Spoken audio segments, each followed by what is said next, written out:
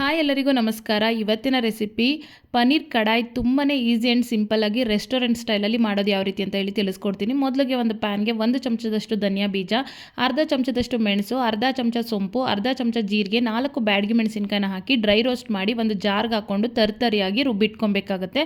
ನಂತರ ಅದೇ ಪ್ಯಾನ್ಗೆ 1 ಚಮಚದಷ್ಟು ಎಣ್ಣೆ ಹಾಕಿ ಈರುಳ್ಳಿ, ಟೊಮೆಟೊ, ಕ್ಯಾಪ್ಸಿಕಮ್ ಮತ್ತು ಪನ್ನೀರ್ ಕ್ಯೂಬ್ಸ್ನ ಸಣ್ಣದಾಗಿ ಕಟ್ ಮಾಡಿ ಇಟ್ಕೊಂಡಿರುವಂಥದ್ದನ್ನು ಹಾಕಿ ಅದಕ್ಕೆ ಸ್ವಲ್ಪ ಉಪ್ಪು ಮತ್ತು ರೆಡಿ ಮಾಡಿ ಇಟ್ಕೊಂಡಿರುವಂಥ ಪೌಡರ್ನ ಹಾಕಿ ಫ್ರೈ ಮಾಡಿ ತೆಗೆದಿಟ್ಕೊಬೇಕಾಗತ್ತೆ.